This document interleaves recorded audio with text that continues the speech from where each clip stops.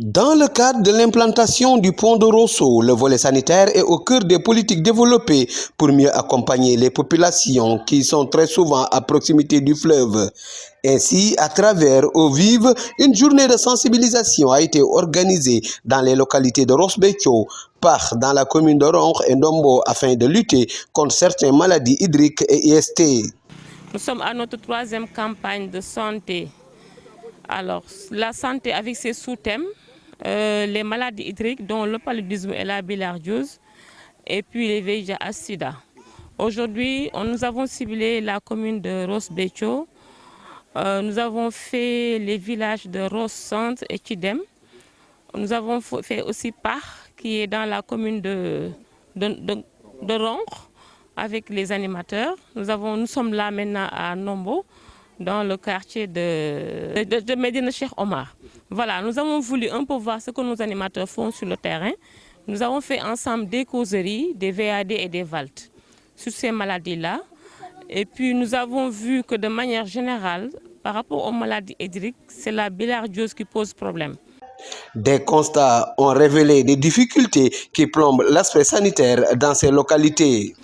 Ils ont déploré beaucoup de problèmes par rapport à l'eau, la disponibilité de l'eau.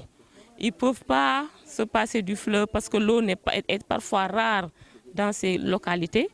Donc nous leur recommandons non seulement de respecter ce que les postes de santé leur disent, c'est-à-dire la prise des médicaments 2 fois dans l'année, mais d'éviter surtout le fleuve, toute eau stagnante à partir de 13 h vers 15 h. C'est la période où vraiment le virus est là, prêt à attaquer.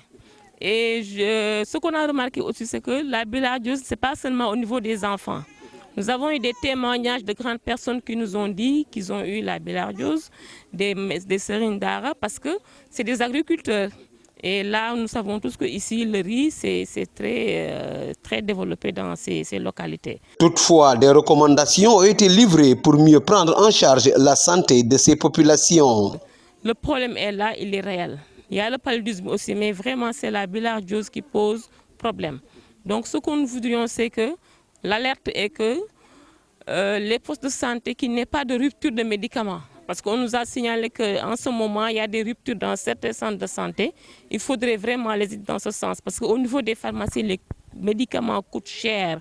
Ils ne sont pas à leur portée.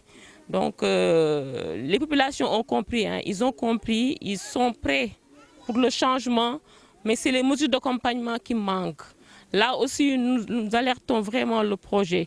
L'UGP nous alerte par rapport à cela. Qu'est-ce qu'il faudrait faire pour les accompagner? Nous leur demandons d'être propres. Nous leur demandons de balayer. Mais où évacuer ces ordures-là? Nous leur demandons de ne pas utiliser le fleuve. Il n'y a pas assez d'eau. Il faudrait vraiment que nous les accompagnions dans ce sens. Nous leur demandons de dormir sous moustiquaires imprégnés. Les moustiquaires sont en manque, sont même en rupture, je dirais. Il faudrait que vraiment l'UGP réfléchissent dans ce sens pour les accompagner. Parce que l'accompagnement, c'est l'accompagnement qui fera que le changement de comportement sera notoire. Il y a des premiers effets. On a vu qu'ils balayent les maisons. Dans les maisons, on évite un peu les flaques d'eau. Aujourd'hui, il a plu, vous avez vu, il n'y a pas beaucoup de flaques d'eau, mais il y a le fleuve qui est là. Et il y a de mauvaises pratiques au niveau du fleuve. Ces pratiques-là, il faudrait qu'on leur donne quelque chose pour qu'ils le laissent. De l'eau courante au niveau des villages. Même si dans un premier temps on n'a pas de robinet dans les maisons, mais qu'il y ait assez de bonnes fontaines dans les villages. Pour les ordures, qu'on leur donne un système d'évacuation des ordures. Quand vous balayez et que vous laissez les ordures devant la porte, ça va entrer. Sinon, ce sont les enfants qui vont jouer là-bas. L'accompagnement des Dara, une autre solution préconisée par Eau Vive.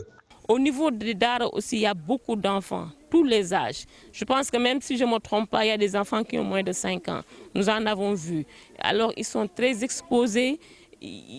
On ne peut pas interdire les Dara dans ces communes-là. Je ne dirais même pas dans ces communes, mais dans le Sénégal, on ne peut pas l'interdire. Ce qu'il faudrait, c'est les accompagner. Et c'est important. De la même manière que nous accompagnons les écoles françaises, il faudrait vraiment accompagner les Dara.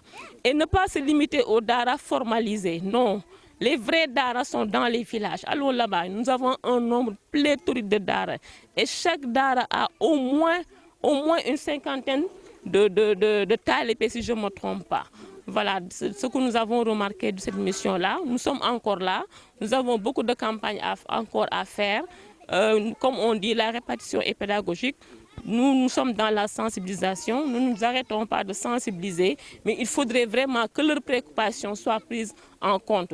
Ça va les motiver. Il faudrait vraiment qu'on les mette aussi dans les conditions pour que le changement puisse être notoire. Voilà. Des stratégies de sensibilisation pour mieux accompagner les populations du Waalo et les protéger contre les maladies telles que la bilharziose, le paludisme et le sida, entre autres.